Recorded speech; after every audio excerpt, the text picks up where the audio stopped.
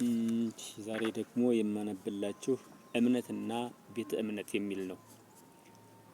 እምነት የአእምሮ ማረፊያ፣ የህሊና ኃይል ማሳረፊያ፣ ስነ ልቦናና መንገድ ማግኘት የሚያስይዝ ስብዕናን ሙሉ ሰው በማድረግ የሚያስችል የእግዚአብሔር ህልውናን ሰው እንዲካፈልና እንዲያውቀው የሚረዳ የተፈጥሮ ክህሎት የሚያዳብርና በጸጋ በሞገስ የመመራትን ብቃት የሚሰጥ የህይወት ሚዛን ነው እና እምነት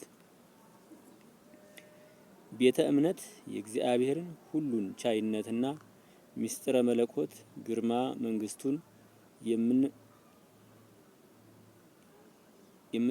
የምትማርበት የእምነት ኃይልና የጽናት ሞገስ ክብር የምታገኝበት የህይወት ተስፋና ራዕይ የምትመለከትበት ክፉንና ደጉን የምትለይበት መንፈሳዊ እውነታዎችን የአባቶችን ታሪክና የህይወት ጉዟቸውን የአባቶችን ታሪካዊ የህይወት ጉዟቸውን የአሸናፊነታቸውን ድል የውጊያ ጥበብ የሄዱበትን የበጎነት የቅንነት ፋና ለዛሬው መንፈሳዊ ትውልድ ውጊያ አቅጣጫ መንገድ አመልካች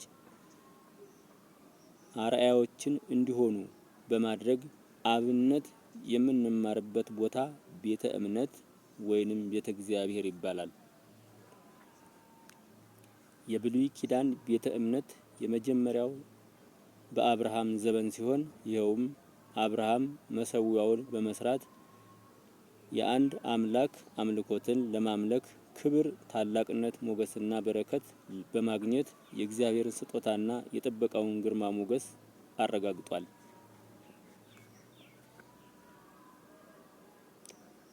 በአሕዛብ ፊትም የተከበረ የተወደደና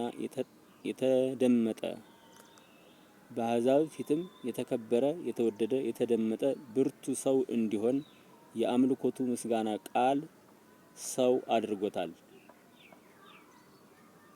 ዘሩንም በመስዋዕት አምልኮትና በአምላክ መገለጥ አስባርኳል።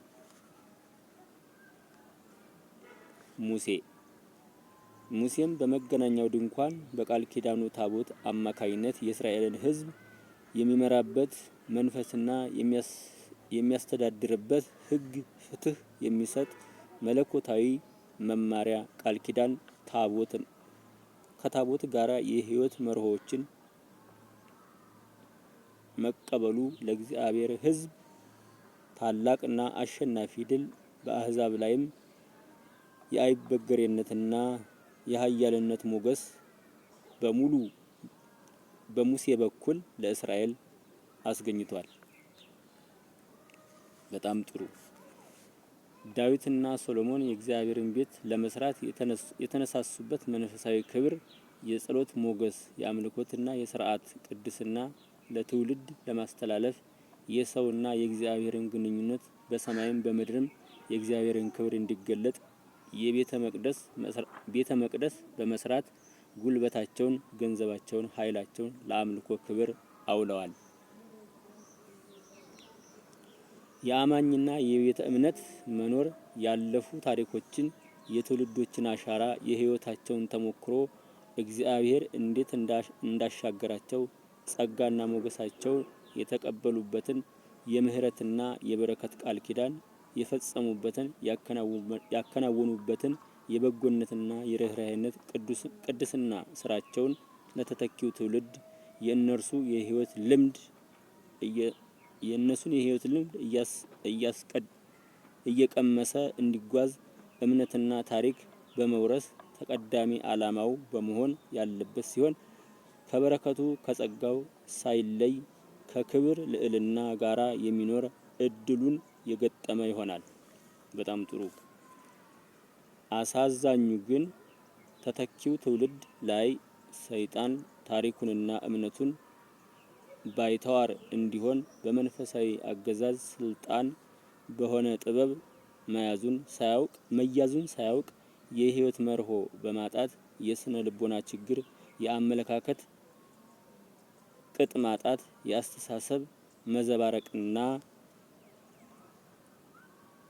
ሌላ መርህ ፍለጋ እንዲጓዝ እንዲባዝን አቅጣጫ እንዲያጣ ግራ ተጋብቶ እንዲኖር ወደ ጣዖት መውሰድ መቻሉ ነው። ያሳዝናል። ለዛሬው ይበቃናል።